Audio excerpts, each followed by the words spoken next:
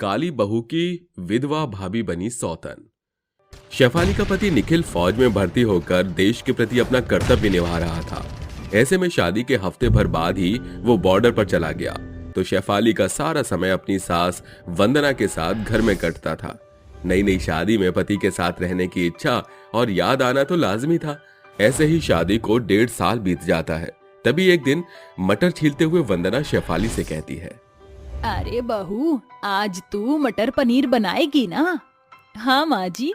चल अच्छा है, पता है तेरे देवर की पसंदीदा है ये सब्जी। मैं बनाती थी तो कटोरी भर भर के खाता था। अच्छा माँ जी, देवर जी यहाँ क्यों नहीं रहते हैं? मैंने कभी देखा भी नहीं। अरे वो पढ़ाई करने दूसरे शहर गया है। अब तक तो उसकी पढ़ाई पूरी हो गई होगी। एक बेटा वहाँ है, दूसरा शहर में। मेरे से तो अकेला नहीं रहा जाता। मैं बुला लूंगी अब उसे और शादी करा दूंगी। उसकी बहू आ जाएगी तो घर में इतना खालीपन नहीं रहेगा और तेरा हाथ बटाने भी आ जाएगी।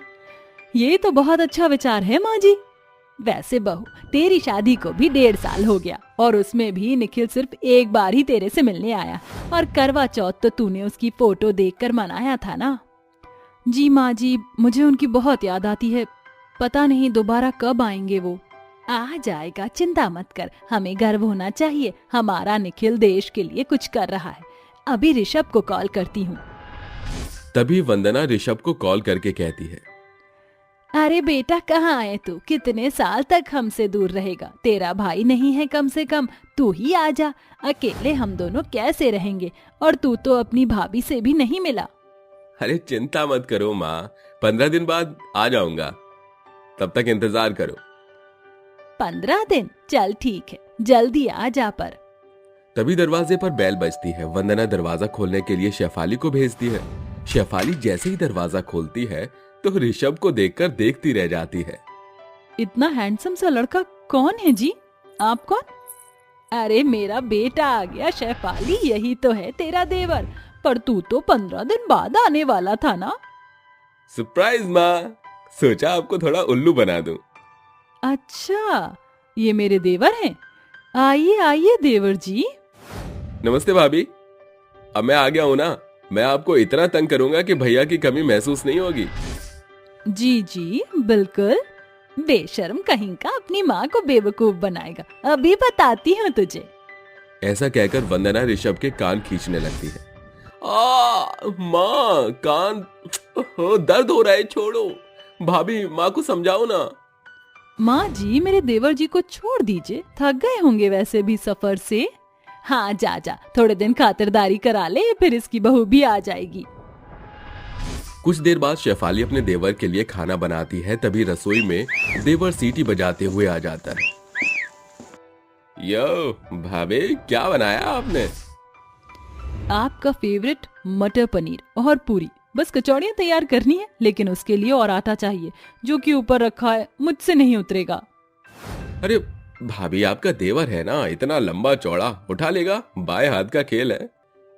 जैसे ही ऋषभ अपनी एड़ियों को ऊंचा करके उस डिब्बे को उठाकर स्लिप पर रखता है कि पैर फिसलने से भाभी के ऊपर जा गिरता है।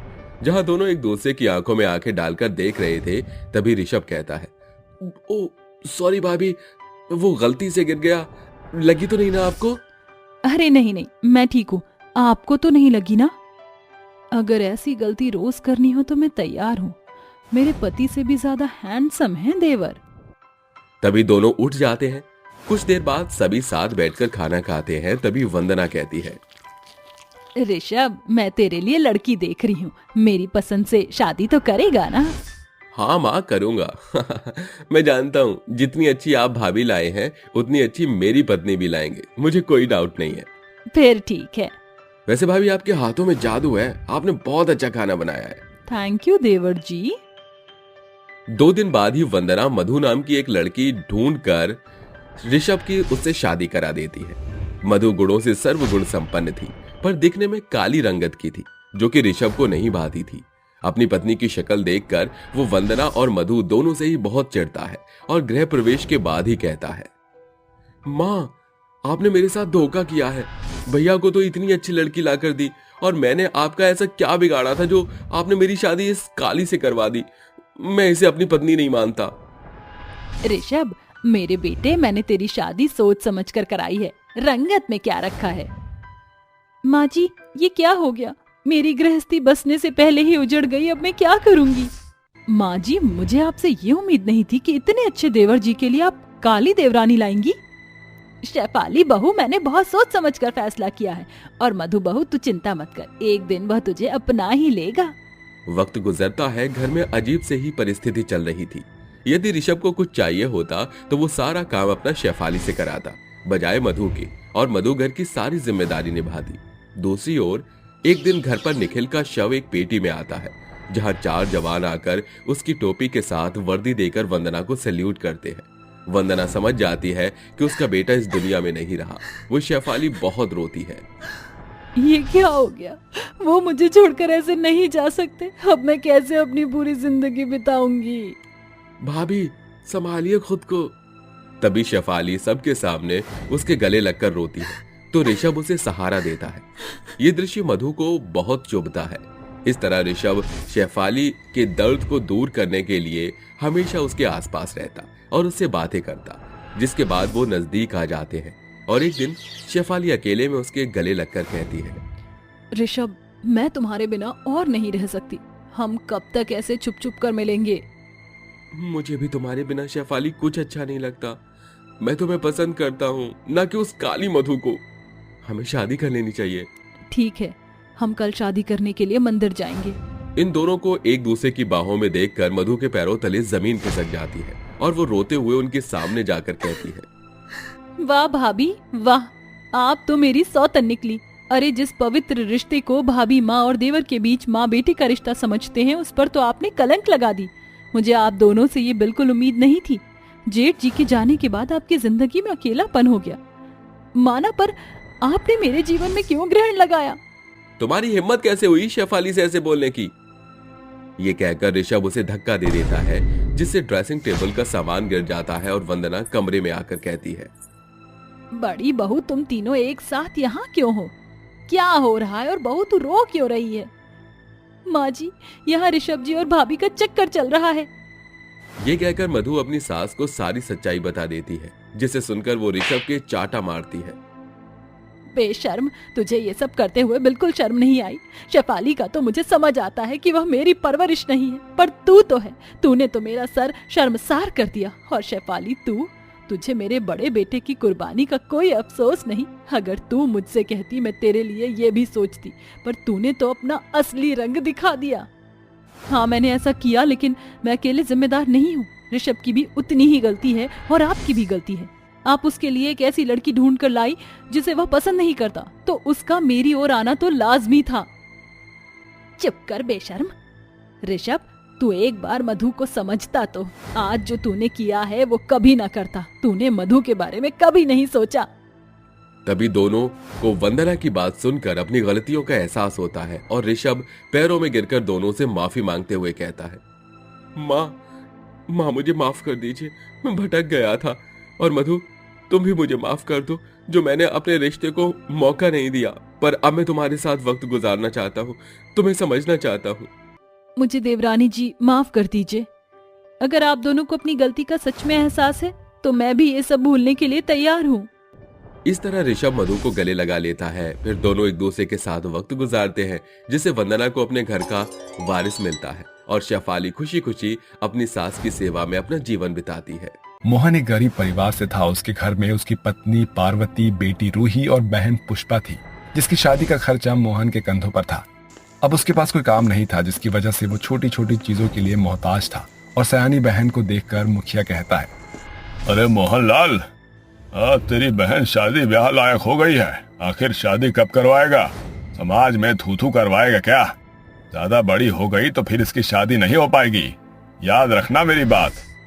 अरे मुखिया जी, काम का कोनो आसरा नहीं है। बहन की शादी कैसे कराएं? बहुत कोशिश कर रहा हूँ, पर काम ही नहीं मिल रहा। कोनो काम चल भी नहीं रहा। खेत में कितना भी कुछ कर लो, पर फसल अच्छी नहीं आ रही है। बस लीची का एक पेड़ है, उसी पर लीची आ रही है। थोड़े टाइम में वही बेचना शुरू कर दूंगा, और फिर बहन की शादी के बारे में सोचता हूँ। देख ले भाई, मैंने तुझे बता दिया, अब तुझे देखना है। हाँ, पर मैं पुष्पा के लिए अच्छा रिश्ता ढूंढ दूंगा। तेरी बहन पर पैसा तो तुझे लगाना ही होगा, पता नहीं तो अपने घर का खर्चा भी कैसे चलाता है। अब मैं क्या बताऊं जी आपको। खैर चलता हूँ। चल पुष्पा। जी भैया। प्रणाम मुखिया जी। तभी दोनों भाई बहन घर लौटते हैं और तभी उसकी 8 साल की बेटी कहती है, पापा, स्कूल में भागने की प्रतियोगिता है, मुझे जूते दिला देना। मैं प्रतियोगिता में अव्वल आना चाहती हूँ, पर मेरे फटे हुए जूतों से मैं अव्वल नहीं आ पाऊंगी। पापा, मुझे दिला दो जूते। हाँ दिला दूंगा बेटा, थोड़ा समय की बात है। अभी तो मैं जो है खेत को देख कर ही आया हूँ, उसमें कोनो चीज उपज नहीं रहा है। आप दोनों बैठ जाइए, मैं खाना बना देती हूँ। अरे भाभी, आप भैया के साथ बैठ जाइए, मैं खाना बना देती हूँ। सुबह से आप काम कर रही हो, तुम भी तो अपने भैया के साथ खेत से काम करवा कर ही आ रही हो। तुम बैठ जाओ, मैं कर लूंगी। ठीक है भाभी। तभी पार्वती चूल्हे पर खाना बनाने के लिए चली जाती है और सबको गर्मा गर्म खाना बनाकर खिलाती है। तभी मोहन कहता है, पार्वती जरा एक रोटी और लाना। अजी अब तो रोटी नहीं है, जितना आटा था सबकी मैंने रोटी बना दी, घर में राशन भी नहीं है। अरे तुमने क्या किया, मुझे बार बार रोटी देती गई, अपने लिए रोटी तो बचाया ही नहीं। कोई बात नहीं जी। कैसा पति हूँ जी मैं, अपनी पत्नी को खाना तक नहीं खिला सकता। अब मुझे तुम्हारे लिए खाने का इंतजाम करना ही होगा। रूही बेटा, पुष्पा, तुमने तो ठीक से खाया है ना बेटा? हाँ भैया, हम दोनों ने ठीक से खा लिया। आप भाभी के लिए खाने का इंतजाम कर दीजिए, या मैं जाऊं? नहीं, तुम तो रहने दो। तभी मोहन उसे खाना खिलाने के लिए घर से निकल जाता है।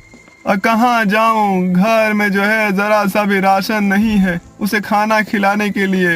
ऐसा करता हूँ, मंदिर चला जाता हूँ, वहाँ पर जो है कोनो गरीबों को खाना बांट रहा होगा तो वहीं से जो है ले आऊंगा। अब पता नहीं भगवान इतना बुरा दिन हम जैसा गरीबों को काहे दिखाते हैं। तभी मोहन मंदिर पहुंचकर भंडारे की लाइन में लग जाता है और वहां से खाना लेकर अपनी पत्नी को खिला देता है। वक्त गुजरता है, फिर उसके आंगन में लगे लीची के पेड़ पर लीची आ जाती है, जिन्हें तोड़कर वो बेचने जाता है। हे भगवान, मेरा धंधा चलवा देना, अब थोड़ी मेरी उम्मीद बन गई है, बस लीची की बिक्री अच्छे से हो जाए। लीची ले लो जी, लीची 30 रुपए किलो लीची, ले लो रस भरी लीची। भैया जरा मुझे लीची देना, आधी किलो। आई लीजिए, खाली 15 रुपया की है। भाई साहब जरा मुझे भी 2 किलो लीची दे दीजिए। आई लीजिए आपकी लीची। इस तरह पहले दिन ही मोहन की सारी लीचियां बिक जाती है और अगली सुबह वो अपने पेड़ से और लीचियां तोड़कर कहता है, चलो हमारा लीची का पेड़ ने तो हमारा साथ दे दिया, पैसे जमा करके घर में राशन भी भर दूंगा और बहन की शादी भी करवा दूंगा।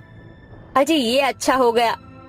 तभी पार्वती उसके ठेले पर लीची सजा देती है और वो ठेला लेकर बाजार में बेचने चला जाता है। इस तरह 15-20 दिन उसकी लीची बाजार में अच्छे से बिकती है, जिससे वो अपने घर का राशन और अपनी बहन के लिए शादी का कुछ सामान जोड़ लेता है और गहने बनवा देता है। पर लेन देन का सामान अभी भी बाकी होता है। अब उसकी लीची कोई नहीं खरीद रहा था। उसकी 2-3 किलो लीची खराब हो चुकी थी। ये देखकर वो कहता है, हे भगवान, ये तो जो है मुझे बहुत पैसों का नुकसान हो गया है। अब बाजार में तो और भी लोगों ने लीची बेचना शुरू कर दिया है, जिससे अब जो है मेरी लीची बिक नहीं रही है। अब हम क्या करूं? भैया, खराब करने से बेहतर है कि आप जरूरतमंद लोगों को बाजार से लौटते वक्त बची हुई लीचियां उन्हें दे दो, जिससे वो खा पाए। हाँ पापा, बुआ बिल्कुल ठीक कहती है, आप ये कर सकते हो। यह करना पड़ेगा। मोहन अपने ठेले को लीची के पेड़ से तोड़कर लीची सजाकर बाजार में बेचने लगता है, पर 50 रुपए से ज्यादा उसकी बिक्री नहीं होती है, जिसके बाद में लौटते वक्त उसकी सारी लीचियां कुछ बच्चों और गरीबों में बांट देता है।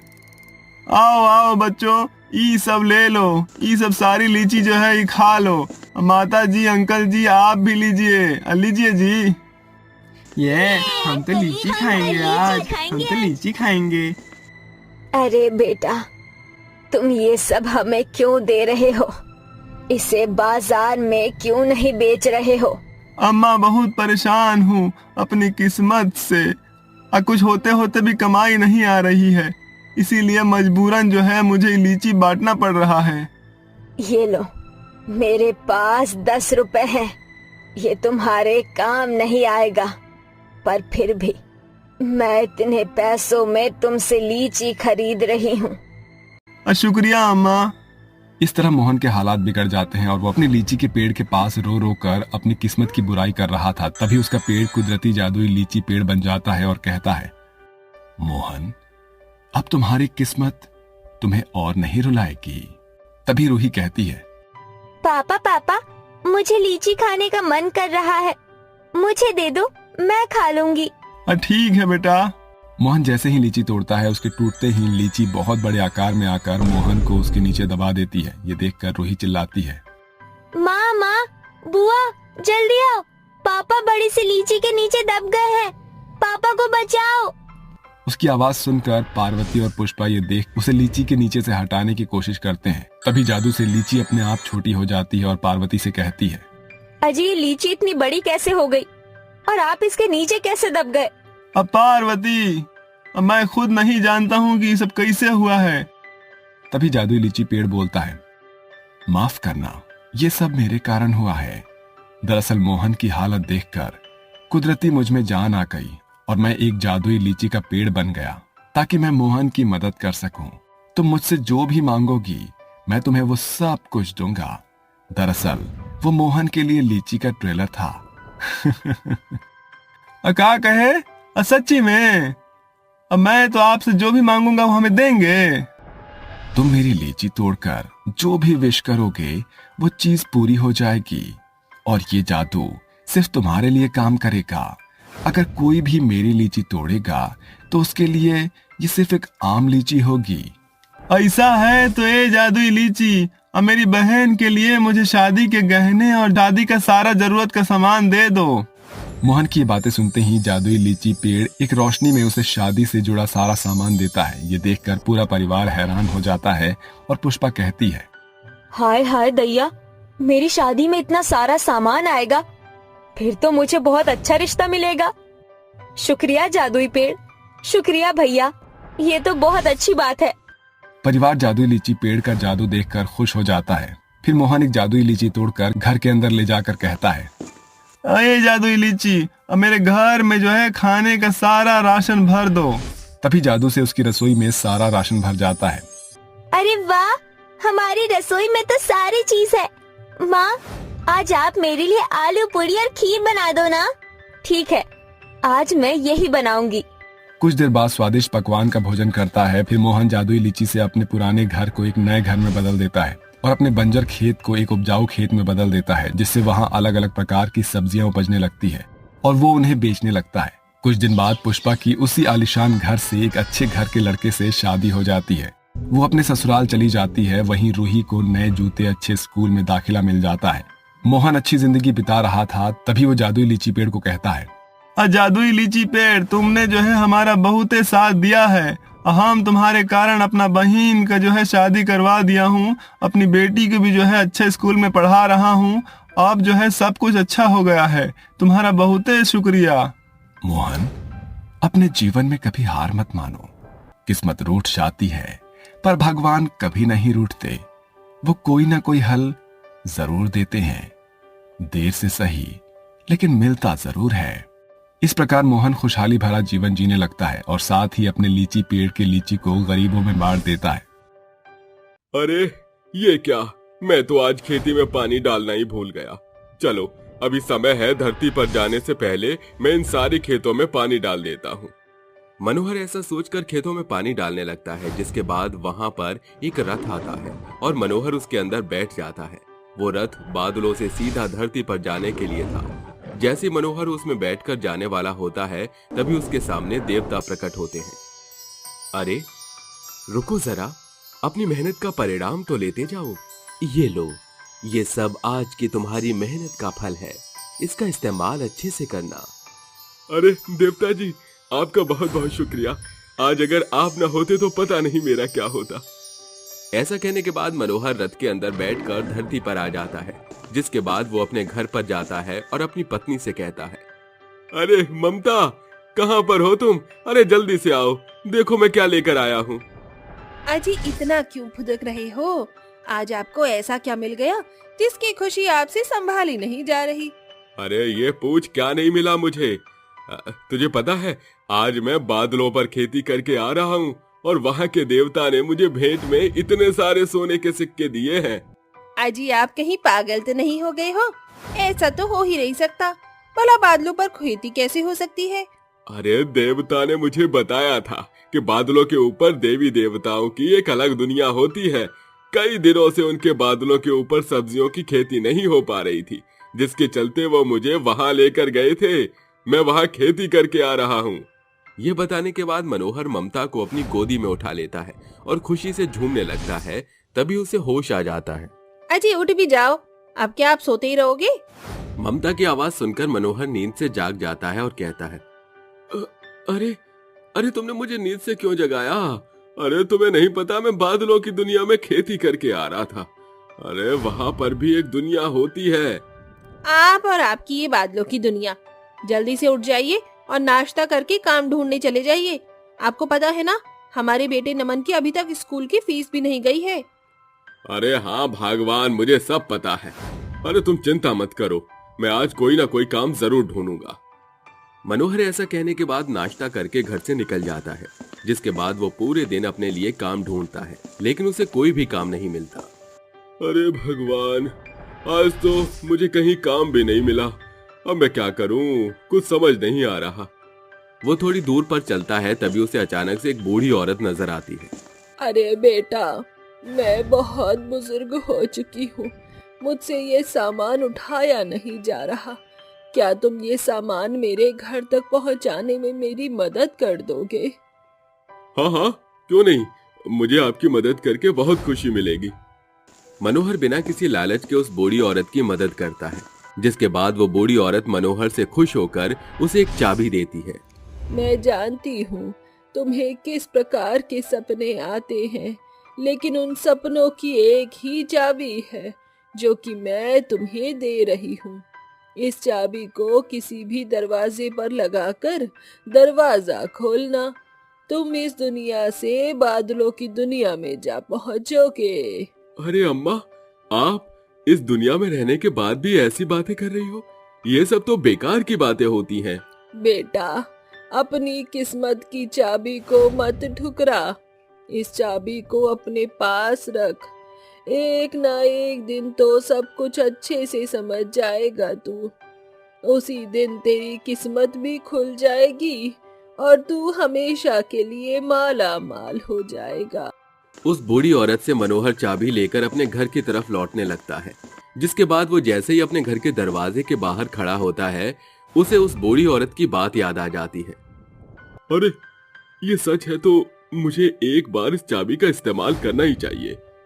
ऐसा सोचकर मनोहर उस चाबी को अपने घर के दरवाजे में लगाता है और दरवाजा खोलता है, जिसके बाद वो दरवाजा खोलते ही बादलों की दुनिया में पहुंच जाता है, जहां चारों तरफ बादल होते हैं और उनके ऊपर घर बने होते हैं, जिनके अंदर नॉर्मल गरीब इंसान अपना रहन बसेरा कर रहे थे।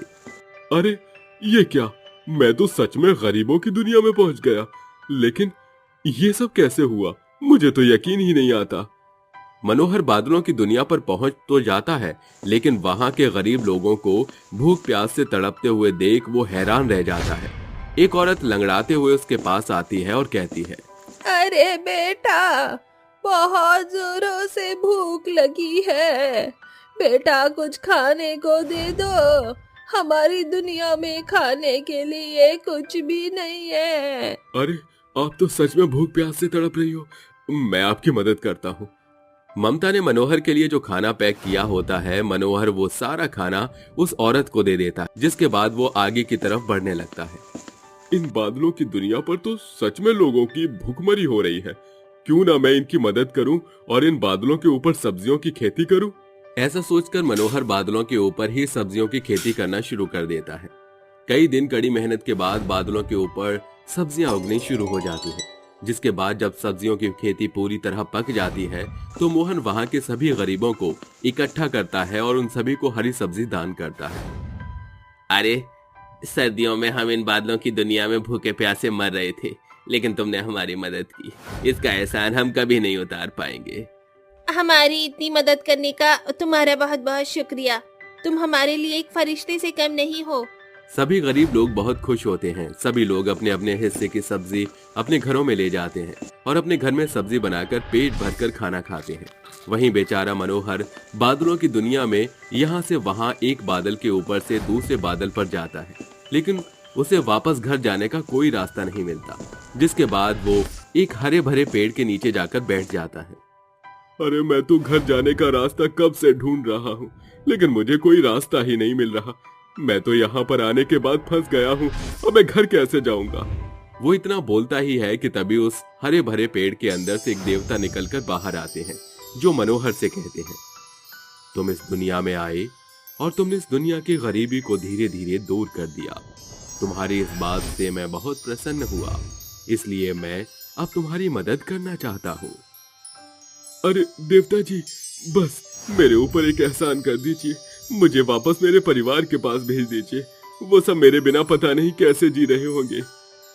अरे हाँ, क्यों नहीं, मैं तुम्हारे घर में तुम्हें भेज दूंगा और तुम्हारी परेशानियां हमेशा हमेशा के लिए खत्म भी करूंगा।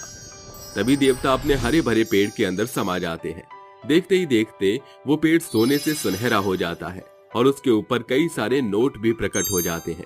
जिसके बाद पेड़ अपने आप हिलने लगता है, जिसके चलते पेड़ के ऊपर से कई सारे नोट और सोने के सिक्के झड़कर नीचे गिर जाते हैं और देखते ही देखते वो एक पोटली में बदल जाते हैं। तभी पेड़ के अंदर से देवता की आवाज आती है, कुछ ही देर में मैं जादुई पेड़ से वापस दरवाजे में बदल जाऊंगा। तुम उस चाबी का इस्तेमाल करना और दरवाजा खोलकर अपने घर पहुंच जाना। देवता के इतना कहते ही वो जादुई पेड़ एक दरवाजे में बदल जाता है और मनोहर उसके अंदर चाबी लगाकर अपने घर पहुंच जाता है। जिसके बाद ममता उसे देखते ही उसे गले से लगा लेती है और कहती है, अजी कहाँ रह गई थी आप? हमने कितना आपको ढूंढा, अचानक से कहाँ गायब हो गई थी? मनोहर ममता को सारी सच्चाई बताता है, जिसके बाद वो पोटली के अंदर से सोना और पैसे ममता को दिखाता है। देखा ममता, मैंने कहा था ना, एक न एक दिन मेरा सपना पूरा जरूर होगा। ये देखो, मेरा सपना पूरा हो गया। अब हम माला माल हो गए और हमारी परेशानियां हमेशा हमेशा के लिए खत्म हो जाएंगी। उस दिन के बाद से मनोहर अपने बेटे रमन को एक अच्छे से स्कूल में डाल देता है और अपने लिए एक बढ़िया सा मकान भी बनवा लेता है। जिसके बाद वो अपने परिवार के साथ खुशी खुशी रहने लगता है।